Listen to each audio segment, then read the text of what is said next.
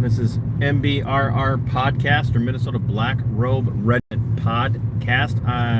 This is another episode of Drive Time Dialectic. I haven't done one since middle of the week last week. I did a Facebook exclusive one that was kind of directed at some people asking me questions on Facebook.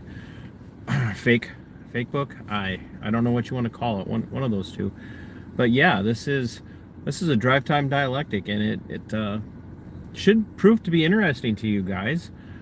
But while I'm waiting for the audience to build and for the signal to go out that we are live, that we are streaming, thought I would share with you what I always share, which is make sure you're joining the channel if you're a subscriber and you've got that figured out, and you figured out how the bell icon works so that you're getting notifications when I go live. And you enjoy the content. I don't know. I've been working all day. That's not an excuse, but anyway. But if you like the channel, you like the information, you like the perspective that I bring, or if you're maddened by the perspective that I bring and you don't care for the content, you could join and offer to be my top tier supporter and get show producer credits and ask that I not do the show anymore. I mean, I'll say no, but I'll still mention you as a show producer. Hey, good evening, Jugs. Thanks for tuning in and being here as always. If you are in the room and you're watching, say hi. The moderators love interacting while we're streaming, and Jugs is the most faithful watcher that I have. I should say he's the most faithful watcher that I know of, because he's always chatting in the room and giving his thoughts, and I love that. That's why I do Drive Time Dialectics, and it is why I do Monday Night Musings. And so it's good. So if you're always a pleasure to be here. Thanks, Jugs. But yeah, so if you haven't yet, join channel memberships. Just the other day, Jugs gave a wonderful testimony and said that ever since he's joined as a channel member, it has changed his life for the better. I think there may have been some sarcasm in that. I'm not sure, but I think there may have been just a touch of sarcasm. But that's okay. We appreciate that here at MBRR Pod. And while you're at it, hit the like button if you haven't done that yet. And then set a reminder to yourself to come back afterwards and comment. Even if you don't get a chance to watch the whole video back on playback, leave a comment, not only during the live stream, but on the playback, so that we can keep this out in the algorithm, because this is an important one. So yeah, and once again, just remember, I am looking for that show producer person who would like to have show producer credits, and that comes with being a top tier supporter as a community member. And I would love to be able to have my first show producer, and there are some other perks with it. So you check out the levels and pick one, support me, help me keep the show going, help me keep the electricity and the internet on, gas in the car for Drive Time Dialectics. It's all very important. So yeah, as many of you know, back on the 20th of July, I told you all about Deputy Chris Flatten of the Kandiyohi Sheriff's Office and an accident that he caused. And he caused that accident. It was no sarcasm, but I remember saying it was for the better. Yeah. I think you did, didn't you? Yes. But he was a sole driver in a single car accident. I guess it'd be hard to be one of two drivers in a single car accident, wouldn't it? But Christopher Flatten did wreck his car, and I did the squad car, and I did the story about that, and I told everybody about the report from the Minnesota State Patrol, the initial report that kind of, without directly contradicting, did on some levels contradict the report that was put out by the Kandiyohi Sheriff on his Facebook page, where he stated that there was a single car rollover And the Minnesota State Patrol made it clear it was more than just a rollover. This was a car vaulted a highway in an intersection and then rolled, and then the deputy was transported via life flight to the St. Cloud Hospital.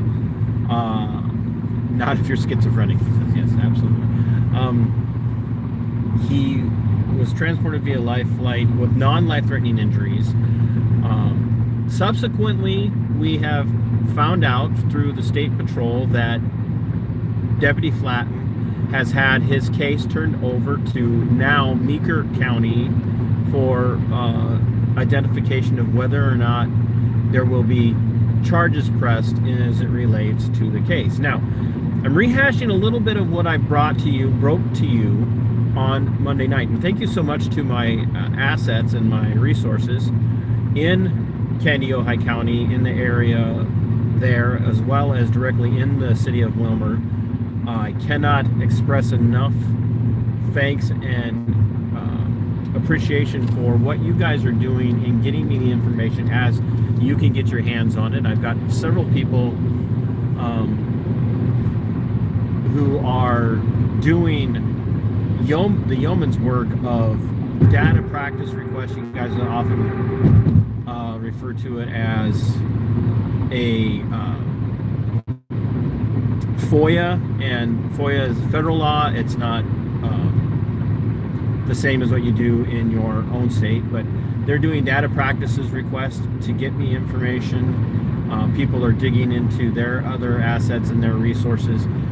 And just today, I received notification on something related to Deputy Flatten back when he was Officer Flatten for the Wilmar, Minnesota City Police Department. And yeah, you said should have been turned over to state prosecutors. That, yes and no. I understand the point that you're making, Jugs, but it is not uncommon to have neighboring agencies in Minnesota cover these, and then if the neighboring agencies will not take over the investigation or take over charging, then the state may prosecute. But it's a little bit of a it's kind of a rigmarole, and I don't always like how it works, but I get how it works and why. So 2 years ago, Christopher Flatten, when he was an officer, a 16-year veteran of the Wilmar Police Department, did, with malice, approach a young man, Derrick Gilbert, and accused him of being somebody other than who he was, even though he knew full well that Derrick Gilbert was not the person he was being accused of being. Officer Flatten of the Wilmar PD at that time continued to harass and stalk Mr. Gilbert, and continued to accuse him of being that individual, and then called for backup. When backup pulled up on the scene, it consisted of several individuals, two of which were Kandiyohi County deputies, as well as, and I have the names here, they're in the description of this video. No, Jugs, the individual that we're talking about that wrecked his car in a single car accident was a Kandiyohi County deputy. The state trooper that you're thinking of is State Trooper Shane Roper, who on May 18th did, with malice and depraved indifference, murder one 18-year-old young lady named Olivia Flores on May 18th in Rochester, Minnesota. So this is a different case of a cop driving and apparently driving under the influence, and then also refusing to comply with testing requirements which come with implied consent. So yeah, but anyway, so back to where we were at. When these other officers that Flatten called in arrived on scene, they then assaulted Derrick Gilbert. And there's no other way to describe this. This was absolutely an assault. It was not a use of authorized use of force at all, because Mr. Gilbert, Derrick Gilbert, who is the hero in this situation, and I've already stated why he's a hero, but I will state it again because I think it's very important. He's a hero because he refused to bow the knee to these out-of-control gang members. So they assaulted him in a very egregious way. I believe it should rise to the level of felony charges. Funny enough, it never happened. There were never any charges. Flatten barely, if anything, got a slap on the wrist for his involvement, for being the initiator of this gang-level beatdown. They threw torture cuffs on Derrick Gilbert, wrongfully charged him with crimes that he did not commit, because the entire reason for stopping him was absent of probable cause. We have to understand this. Derrick Gilbert was minding his own damn business on his way to work when Flatten jumped out of his car, stalked him, accused him of something he didn't do, which was having a warrant for somebody else, continued to harass him, then called his gang member buddies and beat the brakes off of Derrick.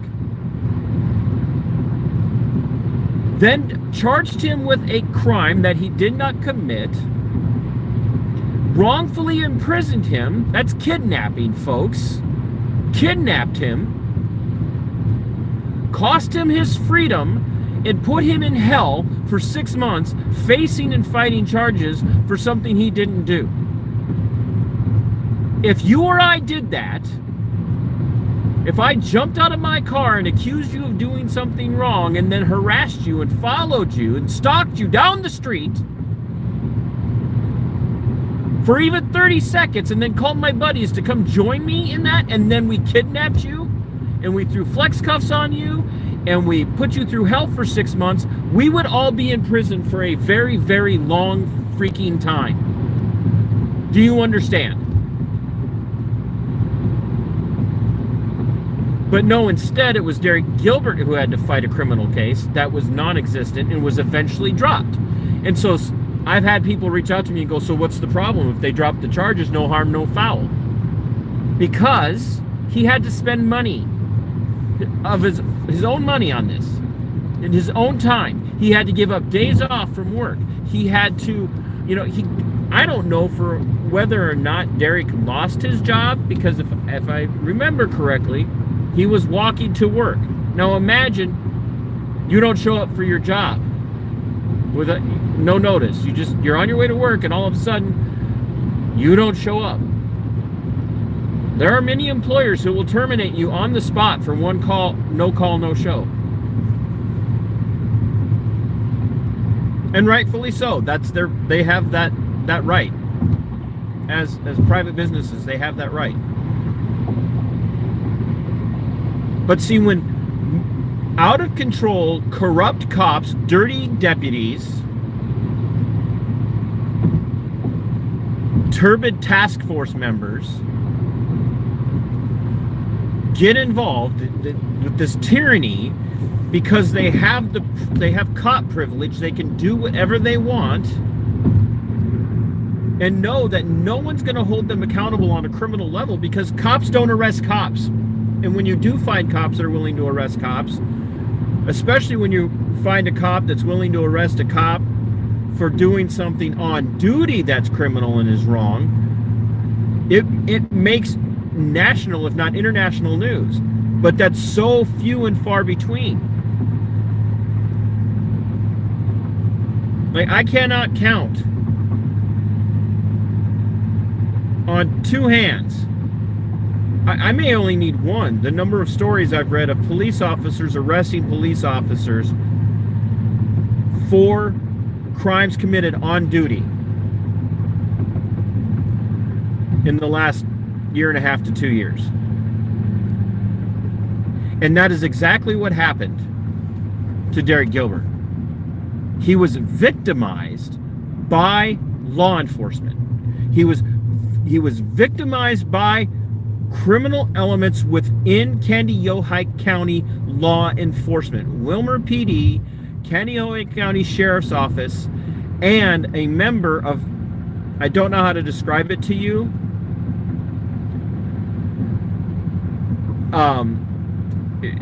call it a violent crimes and drug task force, for lack of better terminology. So Minnesota, it breaks itself into these different regions. You have the southeast region, you have the south central region, you have the southwest region, you have the west central, and on and on and on and on. So Kandiyohi County is part of, I think it's called C6, CEE V1, C6. And I want to say it's basically a violent crime drug task force, right? So all of these people have this unmitigated gall to do whatever the hell they want to do because they know no one's going to stop them from breaking the law. I'm talking to a gentleman right now whose home was criminally invaded on false charges in Kandiyohi County. He lost everything. And we're going to be working on telling his story when the time comes. I'm talking to a woman in Kandiyohi County right now. Well, not right now. Well, she might be watching. I don't know. I'm talking to a woman in Kandiyohi County right now whose home was unlawfully raided.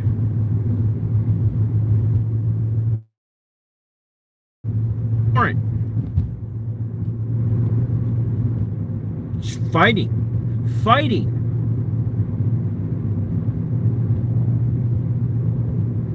to get that rectified.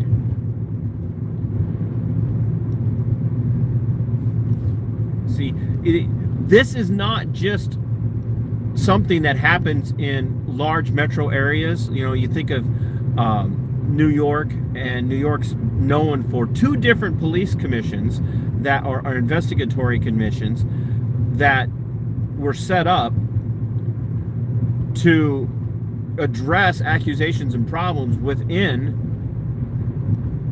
New York City's police department, decades apart, where the first commission flat out said there is clear and corrupt organized crime, like RICO statute or RICO standard, RICO statute level crimes happening in the New York City Police Department. And it needs to be addressed. Hear about public service commissions, or you hear about public service or commissions that are being formed to investigate these things, folks, don't think just because these investigations are taking place, the problems are being discovered and then being solved, because that's not what happens. These commissions are formed, the investigation takes place, a finding of fact is released, and then nothing changes.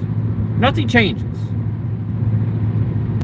They cut a few heads off a few snakes, and then they say, look, they hold up these titular heads to show that they're doing something, but nothing changes. And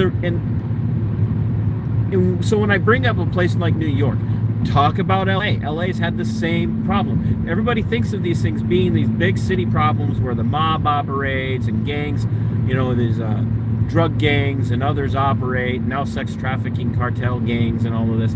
You think that those things happen in those big cities? No, this crap happens in even, I mean, Kandiyohi County is not some major metro area. Well, let's just make that clear. And if it's happening in big cities and it's happening in tiny little rural communities like Kandiyohi, you can bet it's happening in your county.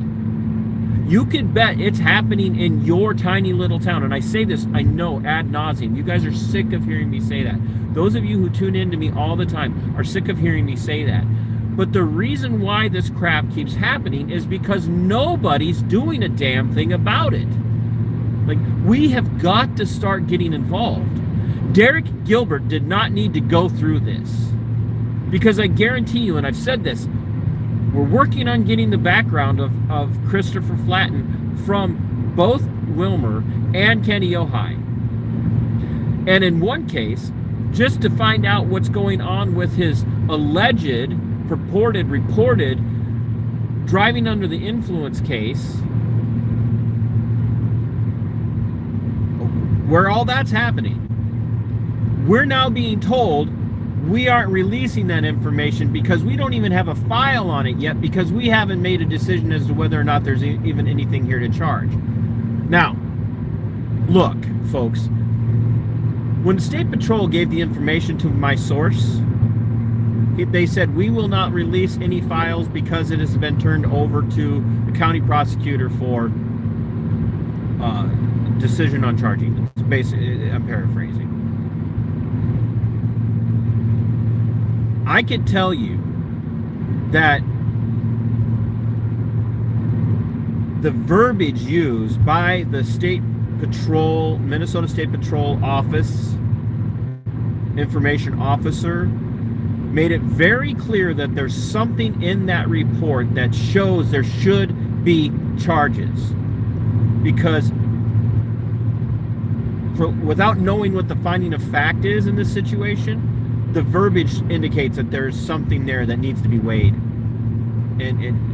by the prosecuting attorney, in this case Meeker County, to come up with something. And they will not release anything. In fact, they flat out told my source, we don't even have that file looked at yet.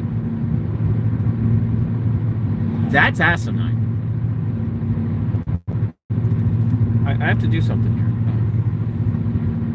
Add as moderator. There. Sarah, you are now a standard moderator.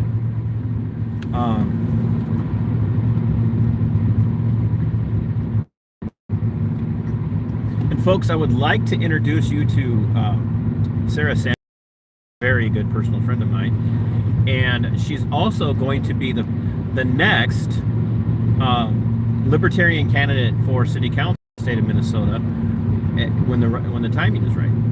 Sarah, I now outed you, and so now you can't back down. So she's gonna kill me later. Oh, don't kill me, Sarah. So as I was saying, the way that that State Patrol information officer released or wrote that statement made it very clear that there's something going on, something worth looking at. Now, Meeker County can now make the decision on their own, which I have seen on numerous occasions where they've got very clear evidence of a crime, but they just choose not to prosecute. And especially in small counties where agencies, inter-county agency work happens frequently together. And Sarah's addressing that right now. Inter-county agencies work and cooperate together. It can be very difficult to get prosecutors to prosecute cops.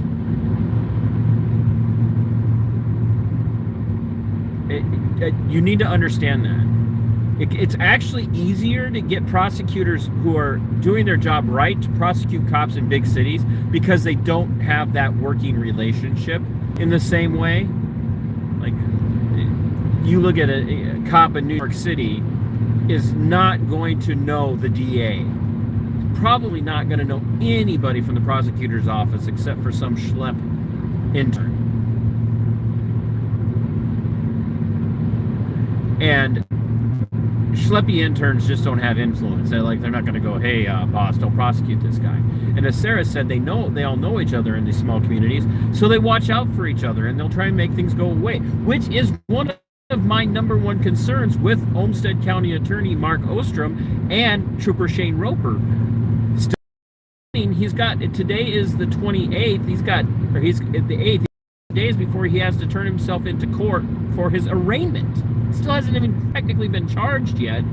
And I believe that knowing Ostrom's history the way I do, he's going to be looking for any way possible to make this go away as best as he can for Roper, which would be outrageous miscarriage of justice for Olivia Flores' family. Like, Olivia's gone. Trooper Roper took her from us. Not us, but from the world. Trooper Roper took Olivia Flores away from her life, away from her family. It's a miscarriage of justice if Trooper Roper doesn't do the maximum amount of time for what he did. And I can guarantee you that Ostrom is working behind the scenes to make that go away as best as possible. I guarantee it.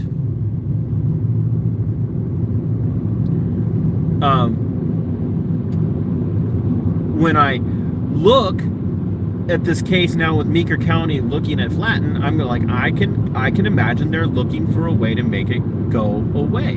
And the only way to make these things not happen, to get these tight-knit groups of people who know each other to stop covering for each other or making it as easy for one another as possible to get away with this crap, is to bring light onto the problem. The best disinfectant for an infection is light, right? We hear it all the time. We heard that constantly in 2020, right? If you find yourself coming down with the COOF virus, get outside and get the sun, but don't go anywhere near anybody, right? And folks, I would like to apologize on behalf of the state of Minnesota. It is not our fault that he was picked as her vice presidential running mate. We do not. Those of us who are libertarian in our philosophy do not support him at all. But anyway, Governor Klink. But so back to this story. So here are the names, and I'm just going to read them. Here are the names of the officers. Obviously, we know about Christopher Flatten, but we have Jordan Lemke, who is no longer with the Kandiyohi Sheriff's Office. I don't know. I have no idea where he is or what he's doing now. But my information, if I understand what I'm being told correctly, which I do have some comprehension issues from time to time, is that Lemke was one of the few to speak out against what happened to Derrick Gilbert, and now he's no longer with Kandiyohi, so I don't know what happened there. Then we have Noah Maschino, who I also want to say is, I think Noah was in Wilmar PD, and Kyle Athmann was Wilmar PD, and Joe Schaefbauer was Wilmar PD, and then this Jordan Hennes, who was C6.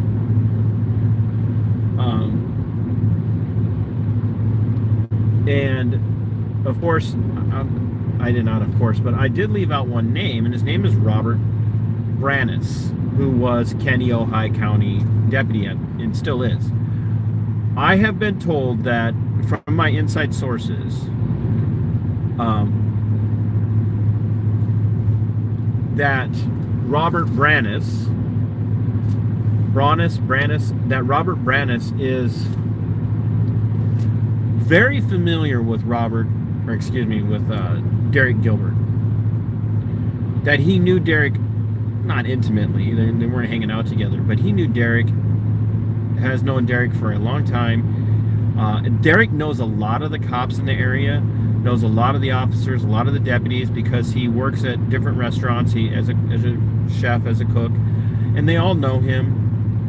He's had a decent relationship with them. So the night that all of these cops jumped out on him in this gangland style beat down and false imprisonment and retaliatory charging, false prosecution of him,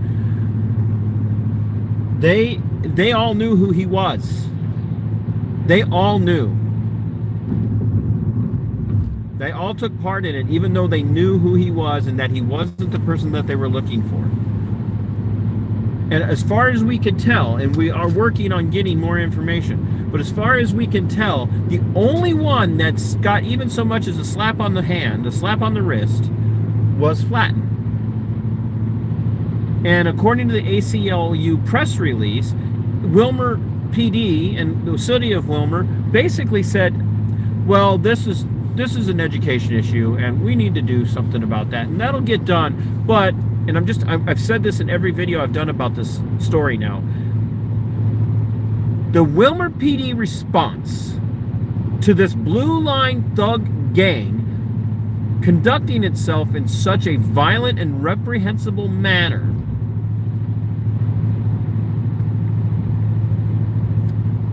was to say that Derrick Gilbert, being a black man in Wilmar, basically was in the right place at the right time to be abused. I'm not making that up. That's directly from Minnesota ACLU, who is representing Derrick in his civil case against Flatten and the Wilmar PD, and I believe the city of Wilmar. All of this is public knowledge, folks. All of these people, this entire case was well known to the Kandiyohi sheriff when he hired Flatten to start back in May, I think it was, of this year.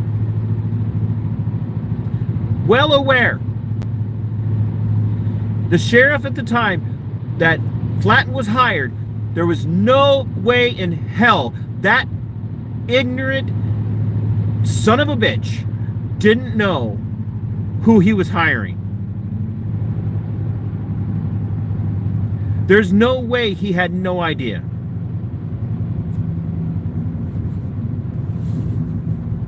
And he still hired him. And the thing that pisses me off the most, to be frank, is not that he was hired, because I've gotten to the point in these situations, folks, where it's so commonplace that a cop can do something that is unethical, immoral, completely illegal, completely against the Constitution, completely against the policies and procedures of the agency, completely a violation of or an explicit example of the deprivation of rights under the color of law, which is codified in the United States Criminal Code. And they can get away with it and be shuffled off to another agency. It happens constantly in the United States. It happens constantly in every jurisdiction. They shuffle these people around. It's reminiscent of what SA churches, whether it be Roman Catholic or any of the others, the Fundamentalist Baptists, they all have a problem with SA. And when they find out, they just shuffle the offenders around and blame the victims. So Derrick Gilbert is to blame for being born a black man and living in Wilmar, Minnesota. You know, Derrick, if you just hadn't been black and you just hadn't chose to live in Wilmar, none of this would have happened to you. What kind of foolish, ignorant piece of crap are you? If you're black, just don't live in Wilmar. Then these things won't happen to you. These blue line gangs, and folks, make no mistake, this is not an ethnicity thing. It is very much not an issue of ethnicity. I do not play identity politics. I hate identity politics. I despise identity politics. There's a guy running for Senate here in the state of Minnesota who says that a lot. His name's Royce White. I despise identity politics. And then he spends all of his time talking about how everybody who hates him because he's black. See, so what happened to Derrick Gilbert did not happen to Derrick Gilbert because he's black. Is his ethnicity a concern in this situation? Certainly it can be a concern. But what I will tell you about what happened to Derrick Gilbert, what happened to Derrick Gilbert happened to him because the cops are out of control. And if there had been a black man or a Hispanic man or a First Nations man or woman or whatever in that group, they all would have gone along with it. I'm not making that up. That's what they do. That's what they do. It's something about putting on that badge and that uniform and getting that gun and all of that other stuff. They lose their humanity. They don't care about ethnicity. What Derek Chauvin did to George Floyd, he didn't do to George Floyd because he was black and Derek Chauvin was white. He did what he did because he was just a dirty cop.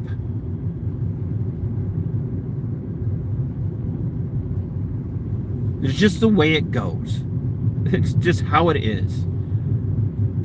The issue is the corruption, because non-corrupt cops don't judge a person based on their ethnicity.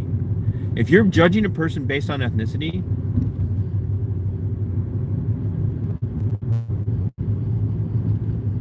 if you're judging a person based on ethnicity and deeming them worthy of a beatdown because you are the judge, jury, and executioner, even though you're just there to do your job and arrest people for committing crimes. If you judge that that person's worthy of a beatdown on the side of the road and being wrongfully imprisoned and stuff, it's because you're corrupt. And you would do it to a Hispanic, you would do it to a Native, you would do it to a white person, you would do it to anybody. And you would expect to be protected and get away with it. That's the deal. That's what they do. They watch out for one another. And that's what happened in this case. Bob Smith says, so call Keith Ellison. You know, I don't like Ellison, honestly, because Ellison's dirty too. Ellison wants to prosecute every cop he can find to prosecute, whether it's a justifiable prosecution, period. You know, Bob earlier brought up Mary Moriarty.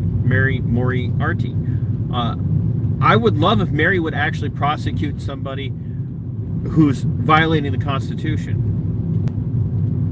But even Governor Tim Walz, Colonel Clink of the People's State of Minnesota, was like, this prosecution of Lonergan is way out of line. And Ellison was saying the same thing. And that should tell you something about Mary Moriarty's bias. But all of that to say this, Derrick Gilbert was victimized because he just happened to be a person who wasn't important enough to be treated like a human being. And they would have done it to anybody.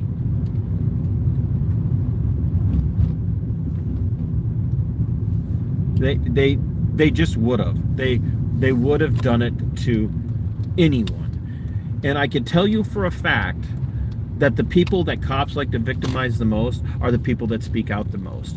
The number of people that have reached out to me and said, hey, I have a story to tell you, but I don't want you to share my name, because if I let it be known that I'm telling this story, they will come for me harder. That should terrify you, folks. That should piss you off, folks. Derrick Gilbert was victimized by the very people that the wage slaves of the state of Minnesota and the United States of America pay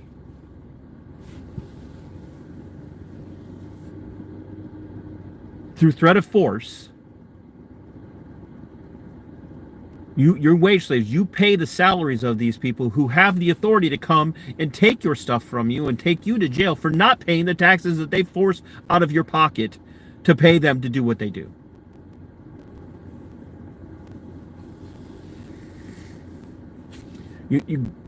This is what I need to get people to understand. Derrick Gilbert happened to be a black man who was a victim of corrupt cops. The cops weren't corrupt only because they did this to Derrick Gilbert. They victimized a black man because they're corrupt. Period. End of discussion. End of story. That's how it works. And I want to address something, because I'm gonna wrap this up. So Duke Slinger says, this just proves we need Trump to sort it all out. No, we don't. This has to change at the local level. This has to change with people getting down to the city council meetings and to their county board meetings and all these other things.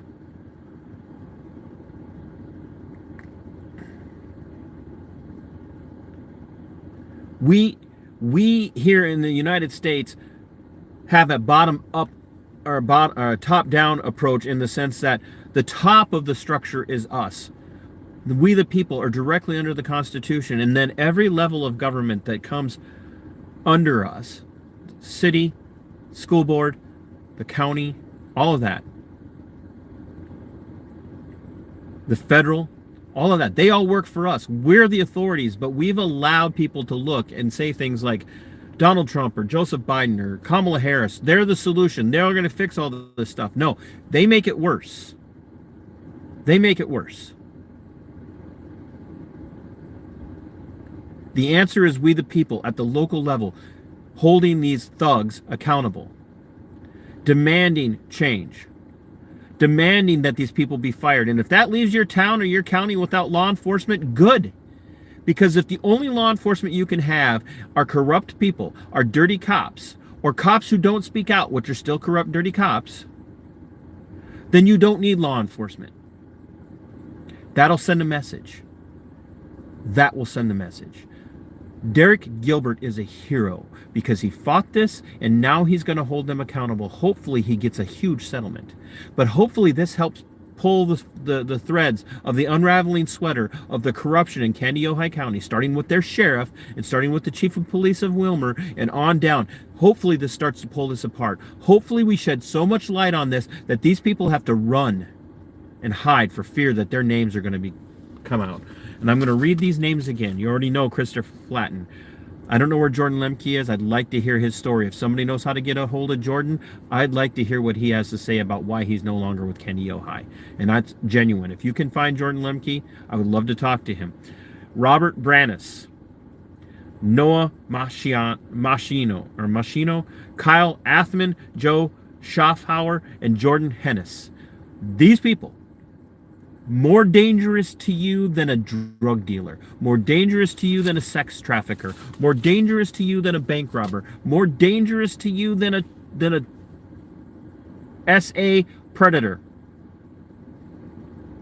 Because they have the power of the state. They have the backing of the state. The badge that they carry and the gun that they carry and the authority that they have to do whatever the hell they want to do to you comes from statism. And they are far more dangerous because they can end you in a heartbeat and blame you for their crime.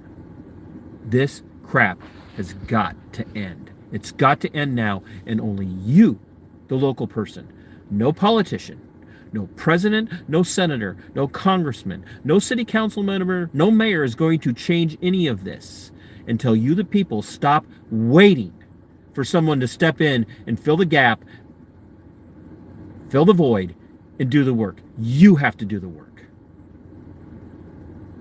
You have to do the work. And until you are willing to do the work, I don't give a good goddamn who you vote for. You're just a part of the problem. You're part of the weakness. You're feeding the corruption. Once again, if you like what I do, subscribe. If you don't like what I do, subscribe and come in and tell me how much you hate my philosophy. I will love to interact with you. I'll even give you the opportunity to come on the show sometime. Subscribe to the channel. Hit the bell icon so you're getting notifications.